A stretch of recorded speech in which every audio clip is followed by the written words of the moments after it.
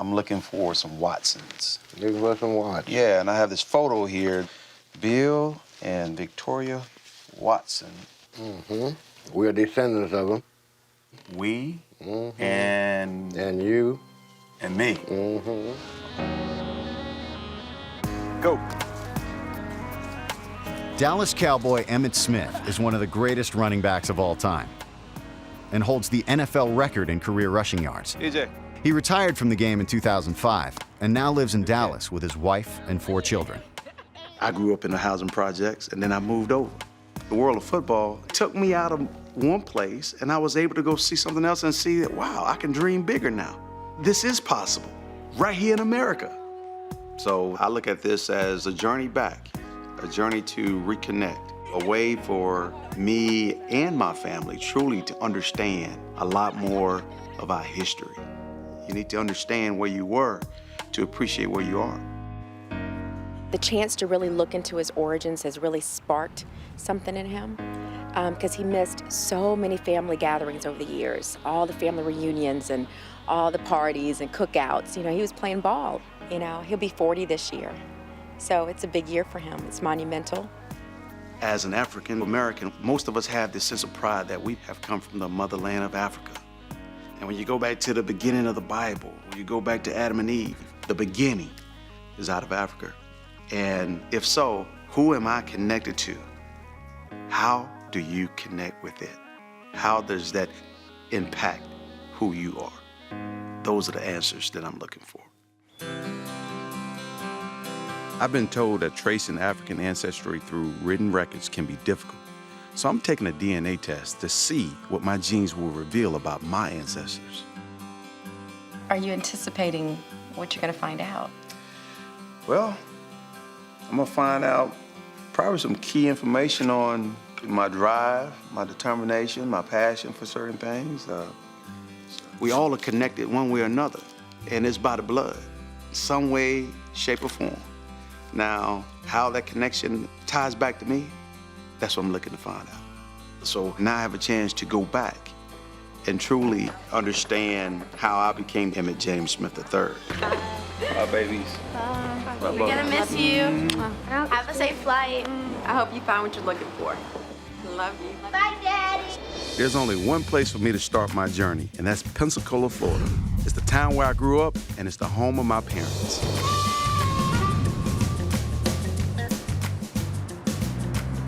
I know very little about my grandparents' background, and I'm hoping that my mom and my father will be able to shed some light on the clouded areas that I have. Grandmama, Erma Lee, and me.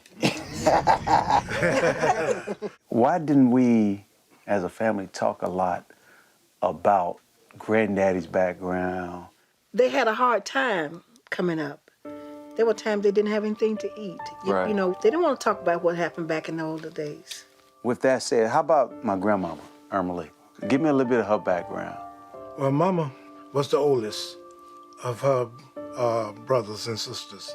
Always, if you came up wrong, you felt the rap. You felt the rap. But I mean, if you needed anything, she always had it. Never wanted for anything. If I was to start on grandmama's side, where should I start? There is a website that your cousin Vernon Watson developed. On my grandmother's side, Erma Lee stemmed from Burnt Corn, Alabama. Heard of it, but I don't think I've ever been there. This is the beginning. These are old photos. There's Mr. William and Mrs. Victoria Watson. According to the Watson family website, my father's mother, Erma Lee Watson, is the granddaughter of Bill and Victoria Watson, making them my great-great-grandparents. I'm gonna have to go to Burnt Corn. Hey, let's go to Burnt Corn.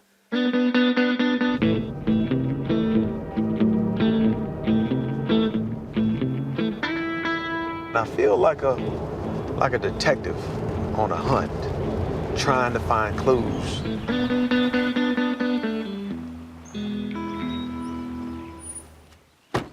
Wow. It looked like a deserted town. I may have dreamt this. You can see over there the U.S. Post Office at Burnt Corn, Alabama. I tell you what, after looking at this, if I'm gonna find out any more about the Watsons, I'm gonna need some help, because I'm not gonna get it from these buildings. These buildings don't talk back to me. I'm gonna knock on some doors to find out where are the Watsons. Hello. Hey, how you doing? Good, how you doing? Fine. And I'm looking for some information on some people. I'm looking for some Watsons. Looking for some Watsons. Yeah, and I have this photo here.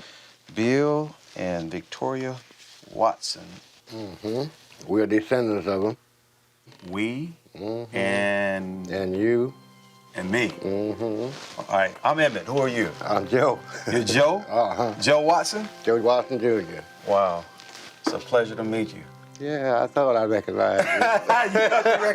Now, I think you met my father when he was down in Pensacola, down some of them family reunions. and your daddy It's Joe Watson. is Joe Watson. And your grandfather, who's your Grandfather was Mob. Mob? Okay. And you are Joe Jr. As it turns out, Bill and Victoria are Joe's great-grandparents, making him my second cousin. I'm looking for some more detailed information that would help me understand them more and even go further. You need to go to the Monroe County Courthouse. Monroe County Courthouse. I'm hoping that the courthouse holds the records that I need to go deeper into my family's past.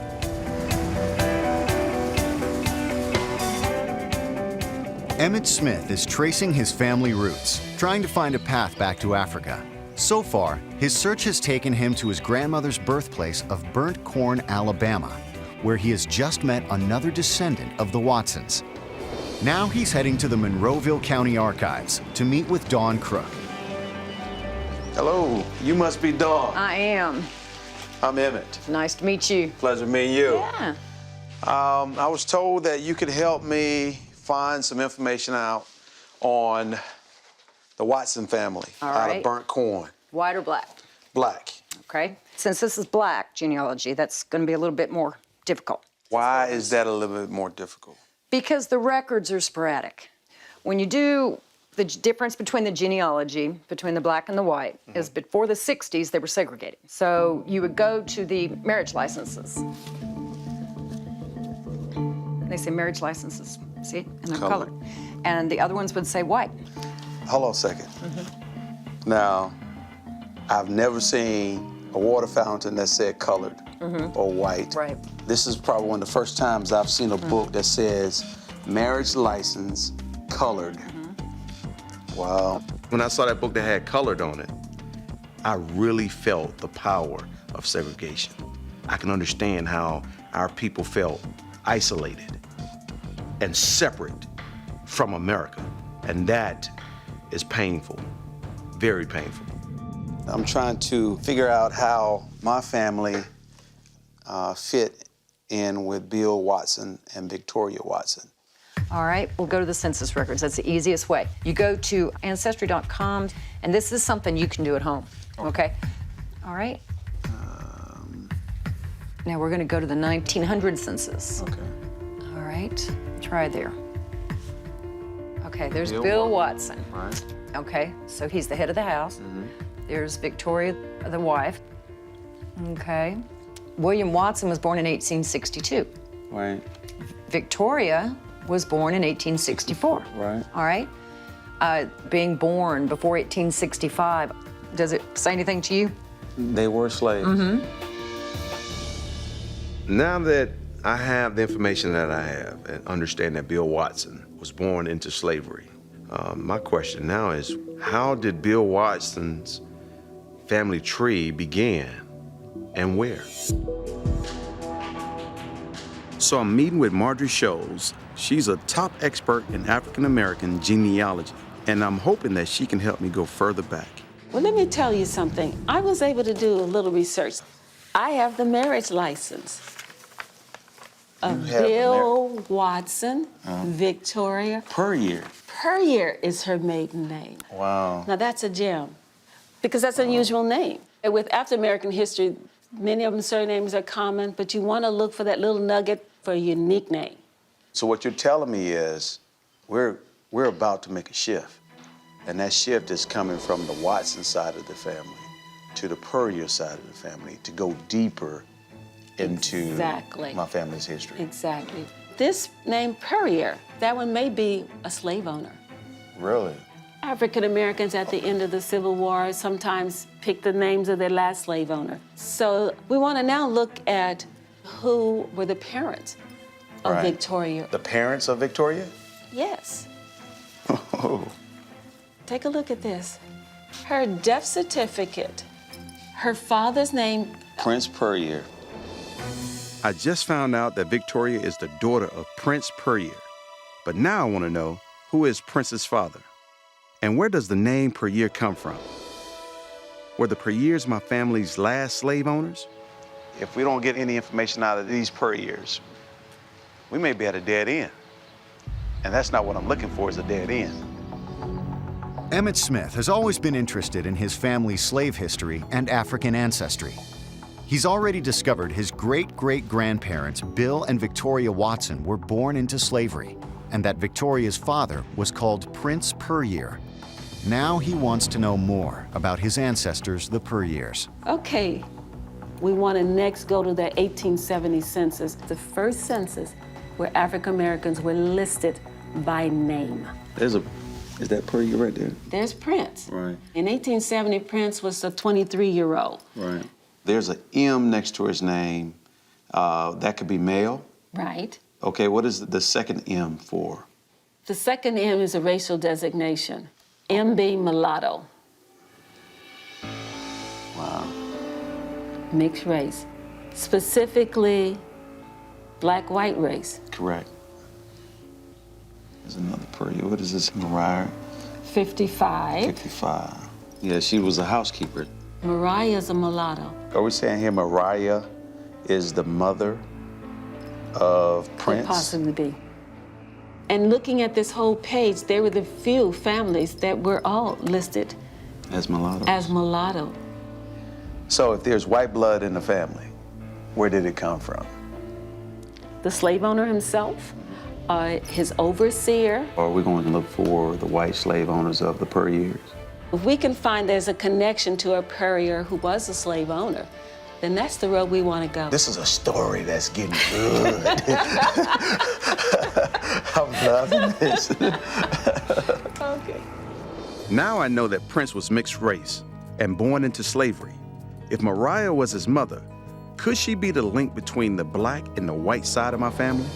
Maybe I have some white blood in me. Now, how much? It may be small, but it's there. And you cannot deny the fact. Because I think the information is starting to reveal some of these things. When they had slaves around here, there could have been some commingling going on. It's wild, it's challenging, it's heartbreaking. But just finding the information is incredible. What we found here in 1850 census, there were only white Perriers. Right. The records show that there was a white slave-owning family living in the area called Perrier, Mary and Alex B. Perrier. So, are they who I'm looking for? The owners of my family? Marjorie has called me to an old plantation house. She's found some new information about Alexander Perrier. Here in the archives, there was this letter written by Alexander Perrier. I have just received a handsome lot of Negroes, and among them, some 15 to 20 men. If you feel disposed to enter into a traffic, he's selling them. He was a slave. He was a slave trader. Yes, he was. He was a slave trader. We're going to look at his will. I, Alexander B. Perrier, of the County county of Mecklenburg and the state of Virginia. He's getting them from the state of Virginia. He lives here. He lives here in Yeah, burnt Alabama, corn. but he came from Virginia. Right. This is the family cemetery. Wow. Mary F. Perrier. The wife of Alex D. Perrier. This is her right here, huh? Take a look at this. Okay. 1/3 of the slaves which I have and hold, which I derive from the estate of my late husband, Alex B. Perrier. Mariah and children, Henry, Mary, McTom, Victoria and Prince Albert. Wow. Prince Albert. Yeah. This is your family. Now we know that Prince's mother is Mariah. Right. And I've gone back another generation. Exactly. Wow. Miss Mary F. Perrier is passing the entire family over to another family member. They were kept together.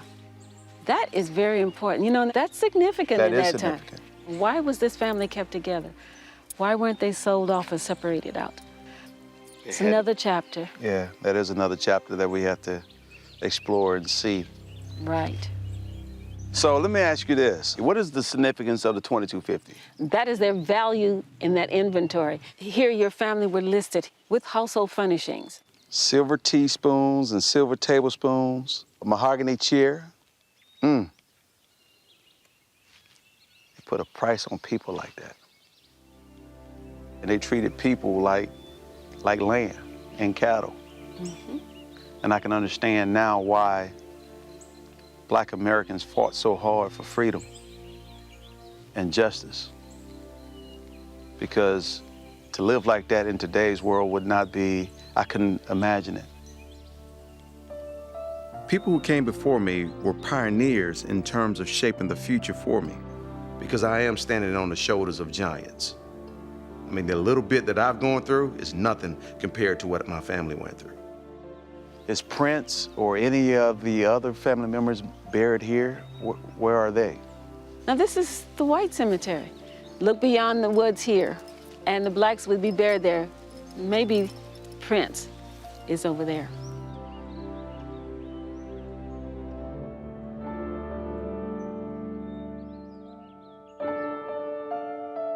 It seems like my great-great-great-granddaddy is buried somewhere in these woods. Through time, his grave site is rotted over. And I do see Miss Perrier's grave site, and so her family can still come visit her. It is sad that I cannot go visit my great-great-great-grandfather. But I'm happy that when he was 4 years old and she passed, that she wheeled them over as a family together. She did not break them up. So therefore, Prince grew up with his mother and his brothers and sisters, which is a wonderful thing. Emmitt Smith is on a search into his family history, trying to find a path deeper into his roots. He's just found out his ancestor Mariah was mixed race. He wants to know if Mariah was a descendant of the white slave owner Alexander Perrier. So he's headed to Virginia, where the Perriers are from. I'm in Mecklenburg, Virginia, trying to find more information about Alexander B. Perrier, who was the slave owner of Mariah, and what Mr. Perrier did in terms of trafficking my ancestors from Virginia to Burnt Corn, Alabama. Perrier tires. Wow.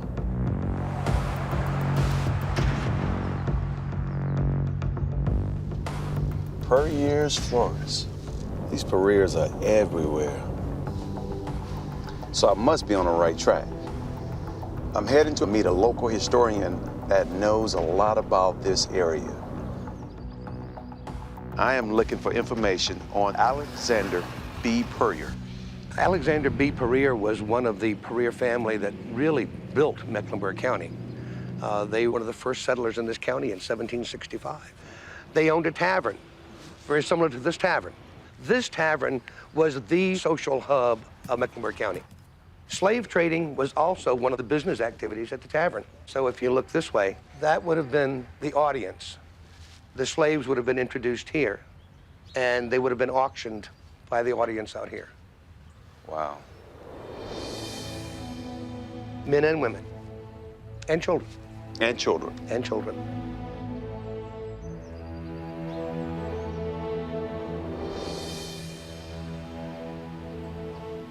America the Beautiful.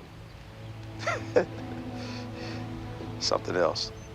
The more I hear about slavery, the more painful this journey becomes. But I still need to find out more about Mariah.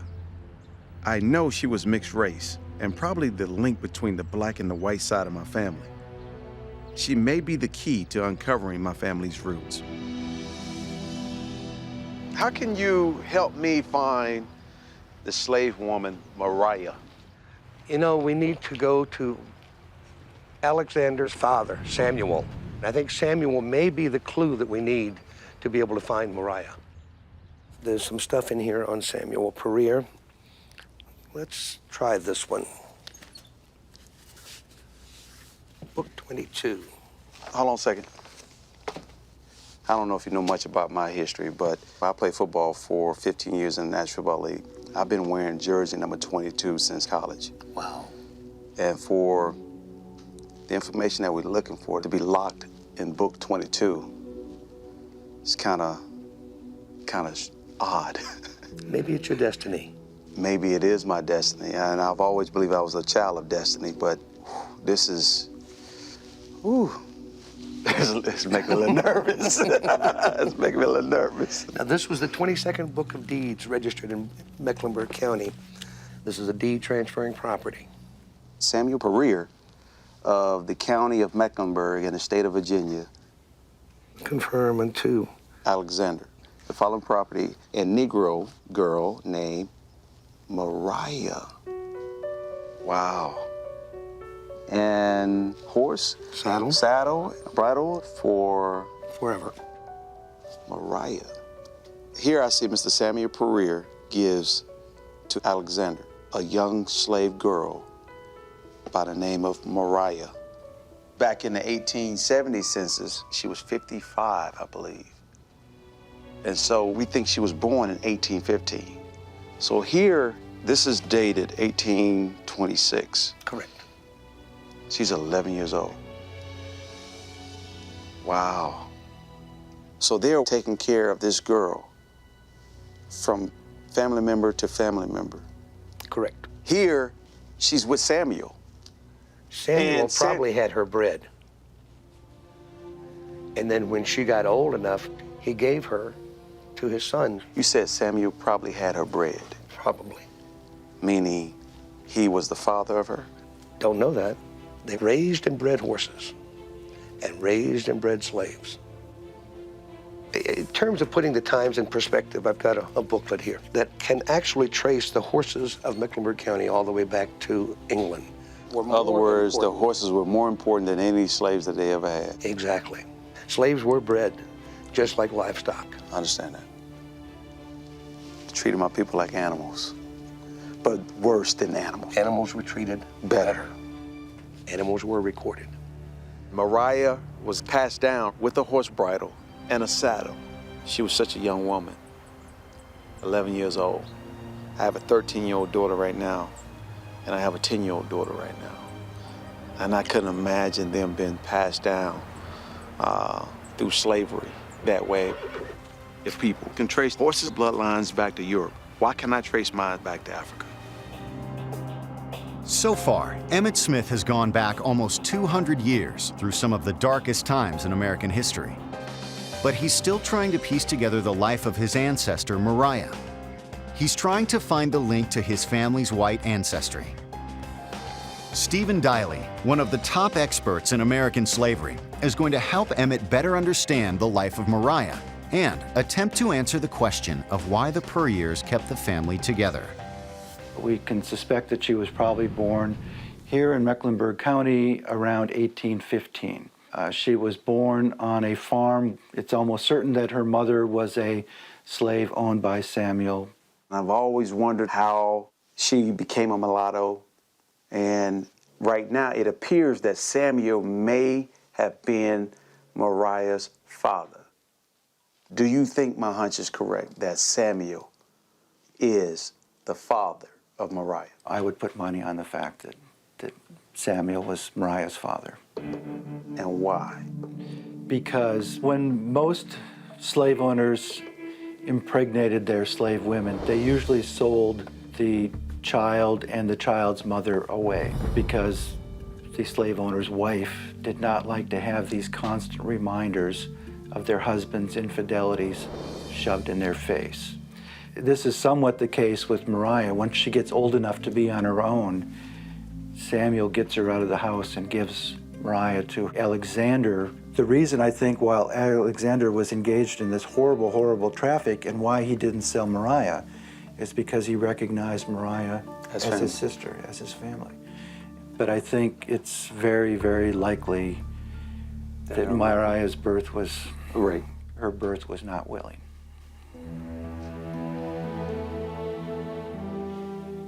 Samuel was cold and heartless. That's right. But you also have to realize that Samuel is your great, great, great, great, great grandfather. I know. I know. I know. I'm glad my heart is not like his. That much I do know. Yeah, I'm glad too. Oh my gosh. And I'm glad he doesn't know me. I think one of the things that's so inspirational about Mariah is that she had all of her children with her after emancipation. She had to have seen thousands and thousands of kids just like her being torn from their parents and then, you know, be sent to somebody who could do with them whatever they wanted. And so she was lucky, but I also think that the reason Mariah survived was because her second child that was born was a girl. And Mariah, I think, very astutely named this girl Mary. So she named her first daughter after Alexander's wife to constantly remind them that she was family. I mean, her whole life she was walking a tightrope.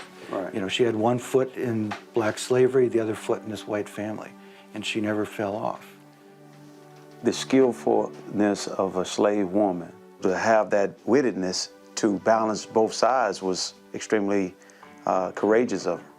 I mean, she was lucky, but she also made her own luck. Yeah, she made her own luck. She created her own luck. In a time period when half of all black families were torn apart, she somehow survived and kept her kids. I mean, it's just really one of the most incredible stories I've ever come across.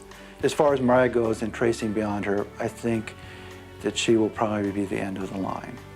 And I really don't think you'll be able to go past that. And the reason is because there are no more records. I've traced my family back 6 generations and almost 200 years. From my grandmother Erma Lee to the Watsons in Burnt Corn, Alabama, and to the amazing Mariah and my slave-owning ancestors in Mecklenburg, Virginia. I feel disappointed that I've not been able to go any farther, and it appears that I've hit a brick wall. But I'm also excited because I discovered Mariah.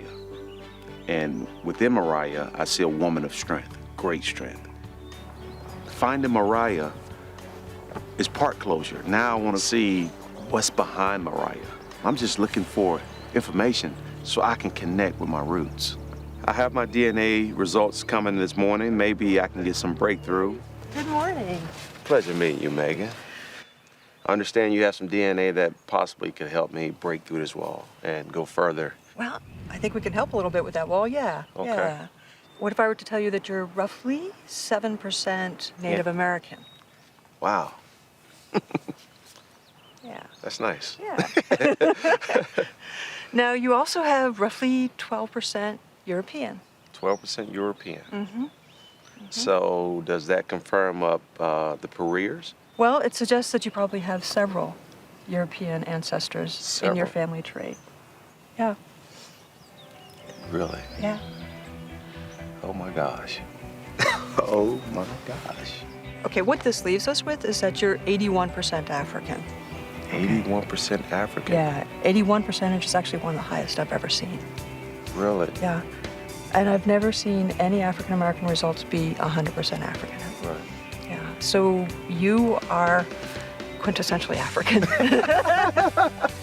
Well, that confirms up, yeah. That's good news. That's good news. See, you do have a lot of African ancestors. Now, in terms of telling where they came from, your family, both your paternal and maternal branches, seem to be from this neck of the woods. So we're talking, you know, Benin, the Slave Coast area. Oh, we gotta go to Africa. We have to go. We gotta go to Africa. Emmitt Smith has been on an incredible journey into his family history. It's taken him back 200 years and back to the motherland of Africa. The results of his DNA are in and indicate that he's 81% African from the region of Benin.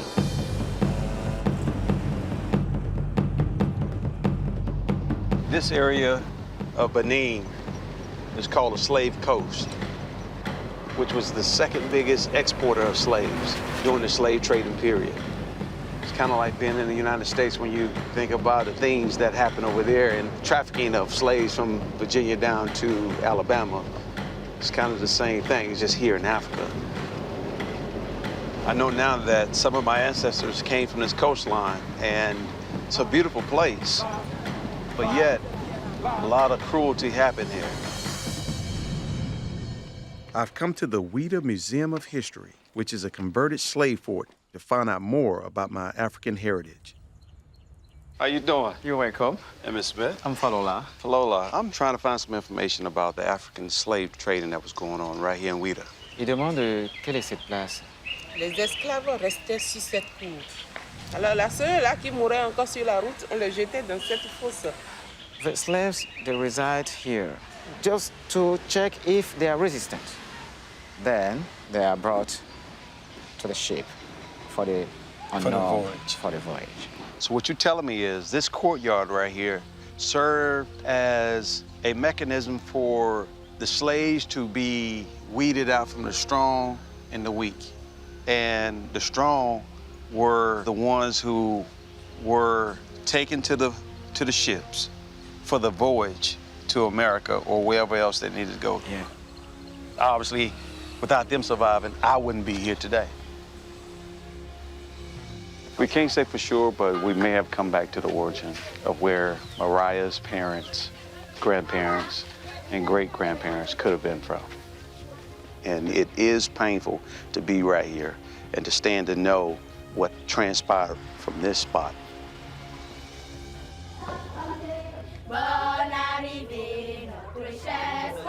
I've been invited to a remote village, which I've been told will give me a window into the lives of my ancestors.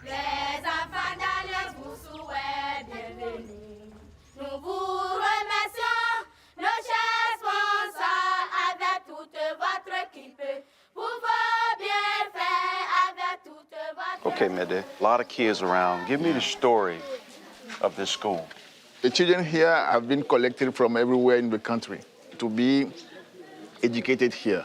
Where are these children's parents?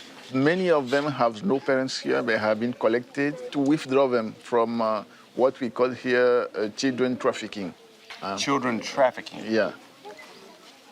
There's still slavery and trafficking going on right here in Africa. Yeah, yeah. And now they're trafficking young children, boys and girls of all ages. Yeah, that's it. When the traffickers come in the village, the poor people sell their children. That's unfortunate. When these kids are sold off from their parents into slavery, what type of jobs do these young people do? The boys mostly work on the granite mines. Granite mines? Yeah. And the girls mostly work in the market to sell things for the traffickers. Wow. I understand it. I feel it. My ancestors were trafficked into slavery in the United States a long time ago, over 200 years ago. But to know that it's still happening in modern time is tragic. Any one of these kids could be Mariah or the next Mariah. When you have to sell your kids into slavery so you can survive, it's heartbreaking. Back in America, people don't understand how well we have it until you come down here and see this.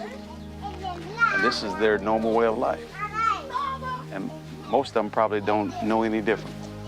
I came from America to see where my ancestors were from.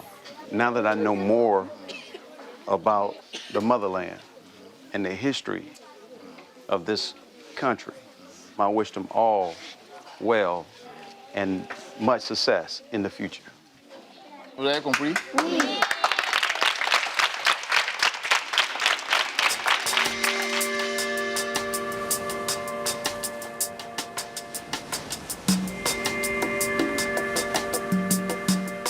I couldn't come to the motherland without sharing my experiences with my wife, Pat. So she's come to join me in Wheater. It's been a great experience. Traveling to Burnt Corn, even up in Mecklenburg, Virginia, and in Boynton County, and even right here in Africa. I have found what I was looking for. And you all right, baby? I have found what I was looking for. So like God has a way of showing, And I look at it that way. I look at it as God has this way of saying, journey was worth it. And I can hear my ancestors. I can feel it. I can hear it. That they were crying out, thank you. Thank you. My soul is not lost. My great, great, great, great, great, great grandson, Emmitt James Smith III, has found me. And the prodigal son has come back home. They would be proud.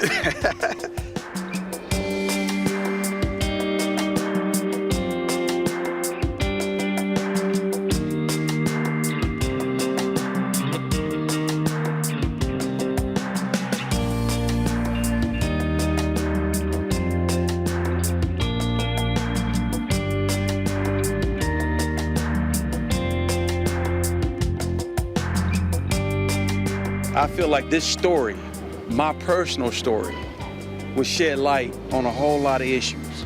In Alabama, the crying of the slaves saying, I am now found. I think their souls can move on to heaven. This has been such a powerful journey for me.